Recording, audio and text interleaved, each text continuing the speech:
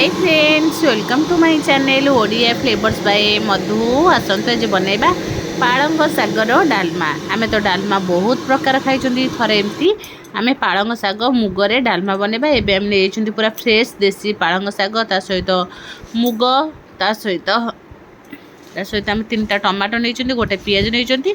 एबे पालंग साग देखंतु पूरा फ्रेश आमे पालंग साग नहीं। एबे मुग आमे 2 कप नहीं। एबे कौन करबा फास्ट आमे कौन करबा भल भाबे मुग को धोई नबा। धोईकी गोटे प्रेसर नहीं प्रेसर रे मुग को दे देबा। भाजे की भी मुग दे परिबे नले एमती डायरेक्ट मुग भी डालमा बनै परिबे।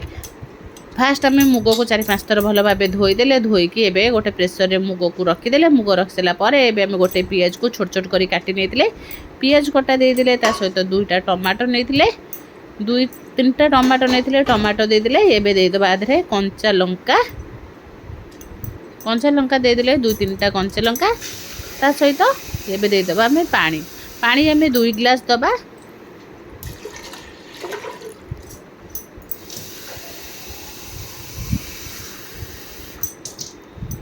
दो गिलास हमें पानी देदेले प्रेसर रे। एबे कौन करबा पके दबा हल्दी पाउडर पके देले 2 स्पून छोट स्पून 2 स्पून हल्दी पाउडर स्वाद अनुसार दे देले लूण। एबे दे देबा टिके आरो सोरिष तेल आमे 2 स्पून पाखापाखि दे देइछंदी। देकी कौन करबा एबे प्रेसर कैप लगे कि गोटे सीटी आसबा पई छाड़ीबा। मुग डाली शीघ्र सीझी जाए ताको गोटे सीटी देले हमरा आराम से हो जिवो। एबे गोटे सीटी आसिया पर्यंत मुग डाली को सीझेबा को छाड़ी दबा। गोटे सीटी आसला परे आमे कौन करबा मुग डाली को खोली नबा। मुग डाली खोली देला परे हमर मुग बढ़िया भाबे खोली जाईची। देखंतु मुग बढ़िया भाबे खोली जाईची। डाली भी मुग डाली हमर बढ़िया भाबे फिटी जाईची। एबे कौन करबा डाली को साइड करबा। डाली को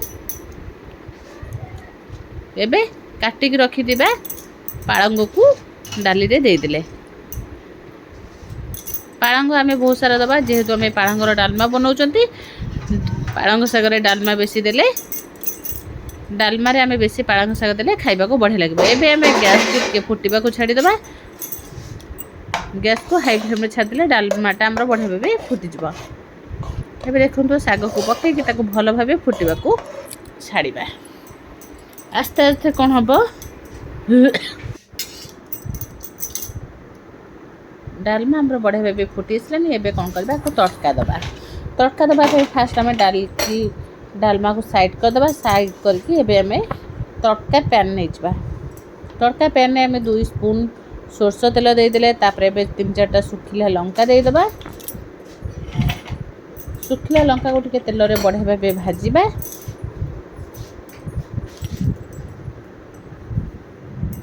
एबे सेथिरे दबा पंचफुटण दबा। पंचफुटण भल भाबे फुटी गला परे सेथिरे फुटण को आगे भल भाबे फुटीबा को छाड़ दबा। फुटण फुटी गला परे सेथिरे दबा जीरा में गोटे स्पून दे देले।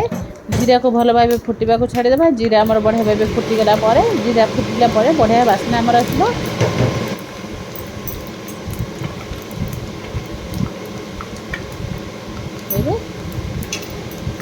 एबे काटिक रखी दिबा पियाज को दे दबा।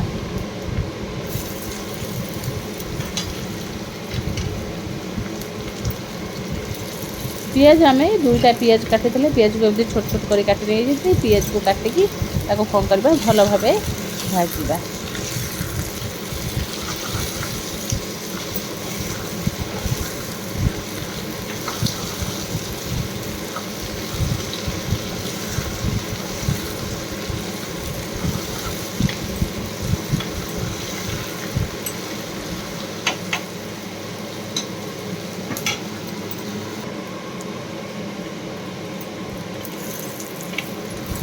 पियाज हमर बढ़िया भाबे भाजी गलानी। पियाज पूरा एमती नाली आसवा दरकार। पियाज एमती भाजी गला परे सेथिरे दे देबा रेड चिली पाउडर टिके दे देले कलर भल आसबो। ता सतरे टिके धनिया पाउडर टिके जीरा पाउडर दे देले। देकी एबे कौन करबा टिके हेंगु पके देबा। हेंगु पकेकी आको कौन करबा भल भाबे गोळीबा।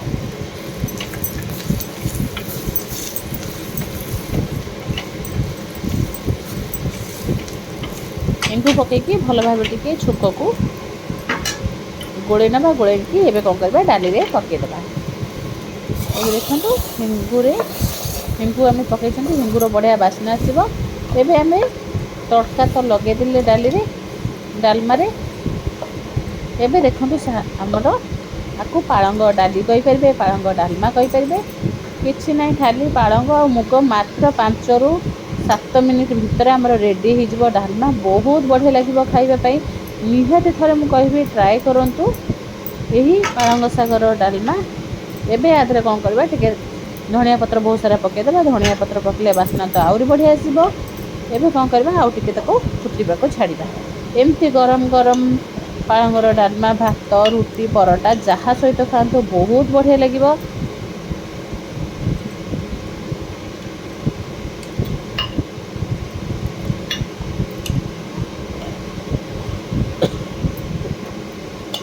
एवं गोटे गोलैदेवा गोलै दे सारापर लास्ट जदि चाहिए आदि टे गरम मसला पकई पारे ना एमती खाली भी खाईपर। एवं आमर डालमा देखो के बढ़िया देखा जब भल लगे लाइक शेयर कमेंट सब्सक्राइब।